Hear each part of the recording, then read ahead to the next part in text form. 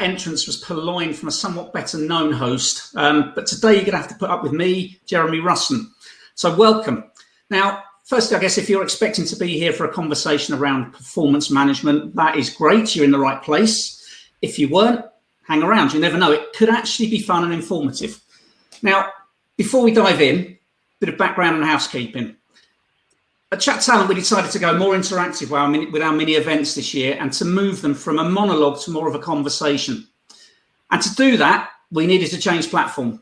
So welcome to Hopin. Now, we're aware that not everyone would have experienced this, so we're going to go through some basics and explain the format of the event. So the event itself is in 3 parts. And firstly, we're going to open a discussion on the main stage with Ty, Ruth and Ollie, who you can see on screen. And I'll introduce them properly in a minute. The good thing about this is there's no presentations. It is all about the audience. So please add your questions for the panel, either in the chat on the right or via the Ask a Question tab. Now, we're here on main stage for about 30 minutes, so we're going to get through as many of those questions as possible. But if you don't get an answer, you can take that question into one of the sessions. And they'll be open from 1 o'clock and they'll be hosted by one of Ollie, Ty or Ruth with a room colleague like myself. So when we get to that point, and I'll tell you when it is, you simply click the sessions tab on the left of your screen. I'm pointing and looking at it. That's why I'm looking over there. So what will happen is you'll come up and you'll have 3 options, Ruth, Ollie or Ty, and you choose literally where you want to go. Now you can come in and out of those sessions at will just by clicking the sessions tab. And once you're in there, you'll get an opportunity to actually join the host on stage to talk about your burning questions. Now anyone can come up on stage. It's not limited. Well, it is limited to 9 in the room at any one time. But we'll explain how to do that when we get there. Then finally, at 1:30, we're going to move to an open networking session. Now, back before Christmas, we asked what people miss from in-person events, and not surprisingly, post-event drinks was a big part of it. That was about meeting new people, continuing discussions, etc. Now, we can't provide a glass of wine, clearly, but we can provide the networking opportunity. So once we hit 1:30, what you do is you click the networking tab again on the left, and you'll be randomly introduced on screen to someone else on a round robin basis. Could be someone you know, could be someone you don't know, but that's how it happens. Now, each meeting is 5 minutes long, and it literally at the end of the meeting takes you on to the next person. The last session of those 6, and indeed the event, will actually end at 2 o'clock. Now, just to be aware, we don't actually come back here. It literally just stops the event at that time. That's part of Hopin. So you are literally free, though, to close down the event on your screen at 2 o'clock. Now, we're being joined live on social media, so welcome to anyone on those channels. Now, if you want to join the conversation, you will need to register through the link on the relevant page. Now, don't forget that even if you join us now, we will still donate £10 to the Trussell Trust. If you're commenting about the conversation during or after the event, please use the hashtag #ChatTalentForGood. And finally, thanks to everyone for joining us today and helping a great cause in the Trussell Trust. Of course, I'd like to mention our event partner, Frankly, and many thanks to our panelists who've waited there very patiently. But we'll now intro them briefly and start the conversation. So welcome, guys. Firstly, we have Ruth Penfold, who is the People Practice Lead at BP Launchpad. Welcome, Ruth.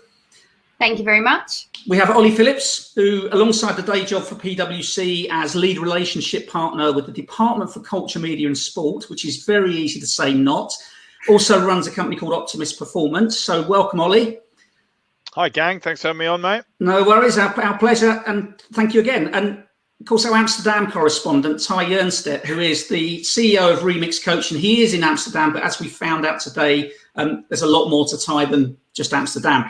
So welcome, everyone. To give you an idea of how this works, I'm actually going to use host privilege, and I'm going to ask the first question. Now, that I'm going to channel towards Ruth first and foremost, and I'll explain why. But obviously, Ollie and Ty, please jump in as and when. Ruth, performance management is often seen as a sort of a negative and scary thing, and I know from, and the reason I've asked you this first is because you have a very different opinion on that. So why do you think it is seen as scary, and what can we do about that? So I think it's seen as scary because people are afraid of what it is, frankly. So I feel like there's an education piece that's needed around what it actually means to perform, because if we take it at a sort of an organizational level, organizational performance can only ever be achieved through collective performance. And you can't take one element of the organization and expect it to work. It involves the whole ecosystem coming together, which means creating total awareness within the individual, within the team, and in terms of how everybody comes together. And I think that we've unnecessarily attributed performance management, and I think it's the title performance management specifically, because people feel like when we talk about that, we're talking about, you're in trouble for something, you've done something wrong, or you're failing in some way, which is like horror upon horror for a human being, just based on our conditioning and how we like to be as creatures, right? Yep. So I think what we've worked really hard at with Launchpad, and what we continue to work on, is how do we just make performance an everyday word? And we do it by literally just making it an everyday word. We talk about it all the time. Yeah. So it doesn't become a big scary thing. Honestly, we've iterated the way we manage performance, i.e. the way that we review and how we do that. We can get into that more, I'm sure, in time, to make it as sort of transparent and as supportive of the whole as we can, right? And that's what it's all about. So I think it's a journey that an organization has to go on to probably break the human being's old understanding of what the world used to look like, to create it into something more positive. Because ultimately, for me, when a human being is performing at their best, it means they're thriving in their lives. Yeah. So I was just to say, I guess traditionally, and going back a few years, I've been self-employed and working with Alan for the best part of 7 years now. But it used to be, of course, a one-off event at the end of a year tied to your pay rise. So if you didn't get the pay rise, you obviously saw it as negative. So what we're really saying here is it's actually embedding it in a culture. It is. And it's just making it part of every conversation across all metrics, right? So yes, financial performance, yes. But then also we came together on this specific thing. And if you're really working in an agile way, we came together on this specific thing. How do we do? Yeah. How were we with each other? Can we give each other honest feedback there? Yeah. Can we create enough trust between us that we can actually build something that's mutually supportive? Yeah. And that's ultimately what it's about. It's about building trust between, if we're talking about an organizational level, the organization and the human being, so they know they're safe. And that this is actually about helping them to optimize in their lives, to be inspired to be at their best, so that the organization in turn can achieve what it wants to achieve. Yeah. So thank you for that, Ruth, and really, really interesting insight there. So I saw you nodding there when we talked about culture. What's your views on the whole concept of, say, feedback culture? I know you've worked on that before. I think it was at Nike potentially. But just tell us a little bit around that.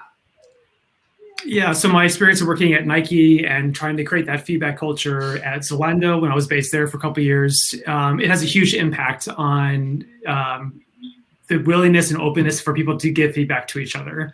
If that level of trust, like Ruth mentioned, is not there, people are not going to be talking to each other. They're going to wait to that year-end conversation, and the employee will think, hey, all year long, I'm fantastic. I've been tracking here. The manager thinks all year long, they've been tracking way down here, which leads to a very uncomfortable, unfriendly, untrusting conversation, which it's not a great experience. So if we had that feedback culture where every single day a manager felt that I do have time, and I hear all the time, I don't have time. I don't have time to give feedback. I don't have time for this. I don't have time for that. It takes 10 seconds, 15 seconds to say, hey, Ruth, great job in that presentation. You were super clear, very engaging, very inspiring. Do it again. But because we don't have that built in, and people think I've got to give feedback in the moment, or if I can't do it in the moment, I take the time afterwards to shoot off a WhatsApp message, an email, or those companies who have a technology system that allows them through an app to send that feedback. I think you need that to be happening day in and day out to create that overall better experience for employees, throughout the year, and not just at that mid-year time or that year-end time. So it just becomes part of the line manager's responsibility on an ongoing basis, really, to drive the performance of their team, which kind of seems logical, doesn't it? Yeah, so I think it's also the line manager, of course, but also the peers. Like our colleagues, our teammates, we all had the ability to give that feedback to each other of what went well, what could have been maybe a bit better. How can I help you achieve this next step in your evolution to more fully step into your potential? We all have a job to support each other, hand in hand to all elevate each other and be more inclusive in how we work. Now, some of that, so you might have answered the question that's come up on screen there with that last comment, but Carolyn Phillips has asked, how do you encourage honest feedback when you're in an environment where employees feel that giving honest feedback could actually negatively affect their career? I think there's a couple aspects to that. One is just having that psychological safety to be willing and open to get that feedback, to get over your own bullshit you put in on top of that. If I say this, it's going to cause disruption between our partnership, our relationship. I don't want to rock the boat, so I'll just it's not my job. It's that person's job. I'm not their manager, so I'll let them deal with it. Those are all things that we got to kind of break down those barriers and see if we were able to more willing to step into that open and honest conversation in service of supporting that person. It's not bringing them down. I think people would be more willing to give it and to receive it if they trusted that it came from a positive and empowering place. Excellent. I think I just add that it's also for the leadership of an organization to set the tone for this stuff, right? And that actually starts from being prepared to be vulnerable. So if the leadership are prepared to be challenged and to say, hey, I didn't get that right, or hey, I'm finding this difficult, then what they do is then give an opportunity for people not to be perfect. And once you've managed to actually create an environment where people feel like they don't have to be perfect, and that actually failure is a positive thing because then we are learning, then that's where you really start to see the magic occur. And I say this this stuff, it's not easy to achieve, right? But I was just also going to add that it is really important that the feedback culture permeates the whole organization, that we give feedback to everybody, regardless of the level that you are at. We try to not work in a great hierarchy for exactly that reason. One of our core, we call them ways of working because our values, we mirror that of BP, is that we love. And loving each other means that you care deeply enough to make sure that if you're going to have a feedback with another human being, it lands in the right way. So you have to it has to pass the litmus test of, is it the right space? Is it all that kind of stuff. But we actually all try to work really hard to make sure that we're doing that the right way. Brilliant. And I'm going to spin the question, or a slightly different question here. I'm going to throw this one at Ollie for obvious reasons. Now, Ollie, we often see links being made between sort of performance management in high-performing sports teams and the ability to take those learnings and bring them into business rather. Now, lots of people say, yep, that's great, it works. But you also have a lot of people who say, actually, the two are very different. Any sort of, from your experience, anything that you could add to that? Yeah, I mean, I think there's merits in both those statements, to be honest with you. So to build on some of the stuff that Ty and Ruth have already said, the benefit you have in sport is you get immediate feedback every single day, and you get definitive feedback at the end of the week as to whether or not you've sort of won or lost and how you've performed in that context, right? Because it's normally a contest between two people, two teams, whatever it might be. And, the benefit of when I used to play rugby was, we'd play for 80 minutes. At the end of the game, I knew whether we won or lost, because the scoreline would be pretty honest about that. We would know how we felt in terms of our performance because we'd know whether we'd executed against the game plan. The benefit of sport was we all dusted ourselves off, licked our wounds on the Monday or morning when we came back in and reviewed a video. And luckily, we had another opportunity to do it all again on the Saturday. So, so there is slightly different permutations, but how you create that environment of continual feedback, constructive feedback, does depend on actually the levels of trust and respect you have in your peers around you. There were lots of players that I would really seek and respect feedback from. There was others that I just really couldn't give a monkey's what they said to me, not because of whether they were or they weren't knowledgeable about it, but it's more that they didn't contribute in a positive way to our group, and so as a result of that, I just couldn't see the value that they were bringing all the time, right? And then how do you sort of transfer that into the working environment? I've seen loads of questions down the side around psychological safety, emotional intelligence.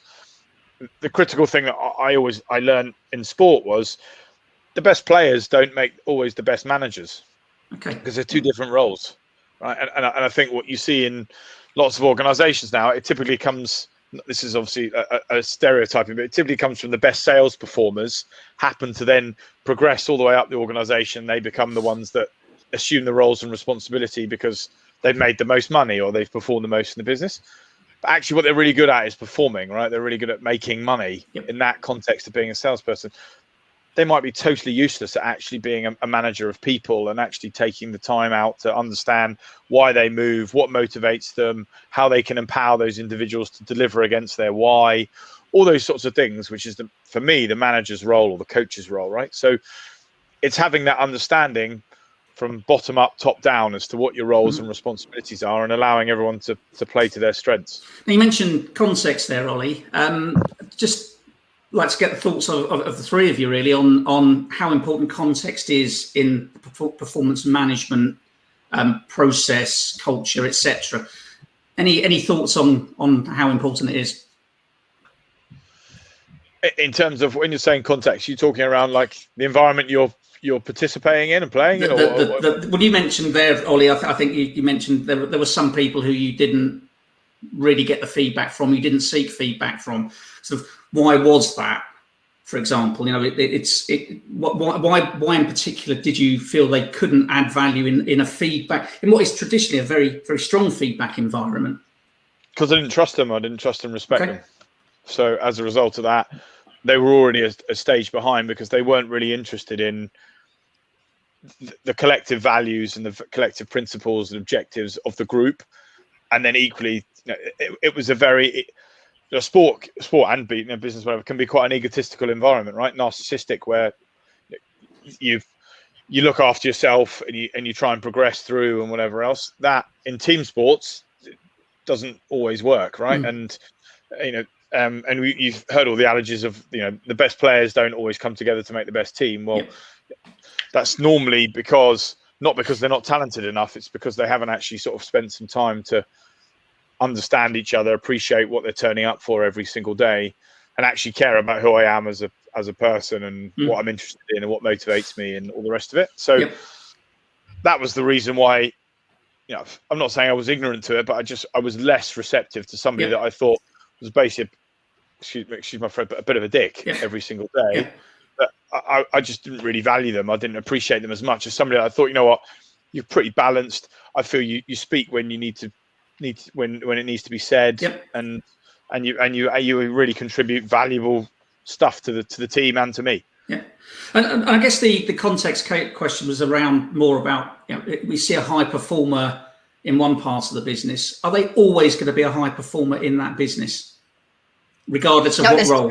Sorry, Ruth, go on. No, definitely not. It's always contextual. And also let's be clear. There are times in a human being's lives where they're focused on performing at work and for whatever reason. And there are times where maybe something else is going on in your life and you're happy just being that person that's ticking along, doing okay. So, it's always sort of circumstantial. And, the same person can be seemingly failing in one job and then go to another job and be amongst a team that unlocks their brilliance. I mean, every human being is capable of being exceptional and being the very best version of themselves. And and that's very much true. But to some of what Ollie was saying, of course you have teams and you have environments where everybody doesn't get along with each other all of the time or fully think, oh yeah, this is the best, whatever. But that is where alignment on what your vision and mission for the company actually is, because if every one of those people is on the bus of where the company is going and understands what their role is in getting it there, and ruthlessly prioritizes around getting it there and what they need to do to themselves as a human being to get it there, then actually you can still have a phenomenal team that don't have to actually, I like to love human beings because that's how I roll. I can't help it. I just love you all already, right? That's just how I am. But not everybody has to be like that. That's okay. But if we can focus everybody's energies heading in the same direction by creating the right cultural dynamics and the right amount of transparency from the leadership about where do we want to go, how are we going to get there, what are some of the challenges that we're facing, because actually if we're honest with you about them, maybe you can help us fix them. Yeah. And I just want to see one of the questions that came up, and I was going to push it back to Sandra and say, actually speak to Ruth in the session, because actually I think it's I know you do. So Sandra said, I'd love to hear from the panel. I think Ollie and Ty can also add into this. This is why. I'd love to hear from the panel about views on nurturing performance management behaviours in lean startups as opposed to larger, more established organisations where the pace is fast and there's always the money to roll out huge culture change pieces. What would you advise in situations where you're doing more with less? It's hard. And what it means is, as Xander will well know, as we both know, you really have to be scrappy and you have to really wield some influence over the organization that you're working with so that they understand, because at that moment in time, they've got so many things that they need to do that frankly, having these conversations is not moving the dial on XYZ. And, so you really have to take a group of humans on a journey as to why this stuff is important. But you can start in a seriously scrappy way with this stuff too. A Google form is great for feedback sharing. There's a really easy way of getting this stuff up. But what I was going to say also was, the key is not to be a perfectionist about what you're doing. Be prepared to approach this stuff. If you're a people person doing it, approach it with a product mindset, as I know Xander would anyway, which is, we will start with this and it's okay. And then we will iterate. And each time we will learn what we've got wrong. And we'll say, okay, maybe that wasn't perfect, but next time we'll come back and we'll try something different. But don't be afraid to experiment, because actually the population that you're trying to win over will respect the fact that you are iterating and learning and taking feedback and, drinking your own Kool-Aid at the same time. So, Ollie, anything you wanted to add on the topic of smaller companies with less budget, I guess? Yeah, so I can agree with what Ruth said of being a smaller organization, the challenges that takes of everyone trying to do a lot of things with, smaller resources, less people. And at the same time, I also, coming from a bigger corporation, can see it being much easier, because you're like a little PT boat you can make a quick little change, be more agile, create change much faster than in a big organization. You're a big battleship. And to get anything to move anything, it takes a lot more work, a lot more effort, a lot more time. So yes, they may have more the structure and the budget to have really cool technology to kind of source feedback throughout the year and track it and seek it and so forth. But I think, again, working in big companies, it can be much more challenging and frustrating because there's much more change you have to create then in a small organization where you can be nimble, agile, prototype, pilot, change, and you're not going to devastate thousands of people. It's going to be a couple, tens, 50, hundreds. But you can quickly learn and adapt, where in a bigger company, it's just harder to adapt. They're more locked into, this is how we have done it for the past 30 years. You're asking us to change now. That's much harder for us. It's going to, just much more hassle. Yeah. Unfortunately. Just a comment that has come up on the screen. It's Gareth Jones replying to Xander. Says, I think huge culture change projects are a waste of money and time. They rarely deliver, and the intent and drivers are wrong. Any thoughts on any of that? And I know all three of you, I think, have had experience of working in those sort of culture changes. Yeah, I think with culture change, it's got to happen at different levels of the organization. I think there's some system-wide things that need to happen, like getting clear with the values and not just having them sit on the wall, but actually embed them into the employee life experience in every step of the way. And the behaviors have to be really clear. The ways of working have to be certain clear. But I think also what's more impactful I found is working at the team level. That's the team that's working with each other day in and day out. They may have peripheral teams they work with, but if they can get their culture really right, it's a lot easier for a small group, again, compared to thousands. You're dealing with medical school. Each team can do their own work to elevate their own culture. It's going to have a ripple effect across the organization and kind of spread like wildfire that way, where the organization is doing their big stuff, from the top and a bit from the bottom, but the teams have much more work that they can do to create that faster change themselves. And it's our job, if you're sitting in HR, to enable those teams to have better conversations, give them the tools to think, to talk, to plan, to shift their behaviors, build certain skills to help them get there faster. Yeah. Ollie, I saw you start to say something. I think Ty just nipped in ahead of you. Anything you wanted to add there? No. I mean, I think it's a fascinating conversation. The development of a culture and a belief set. Oh, that's someone coming in our room in the background. Yeah, the development of that is it's obviously you need a collective goal as to what was our organisation, what does our team stand for, what does it represent, and then work back from. One of the greatest things I ever learned actually was when I first started as a 19-year-old in my sort of professional rugby journey. I'd grown up like most people had, where their parents had sort of told them, "Oh, treat everyone how you'd like to be treated."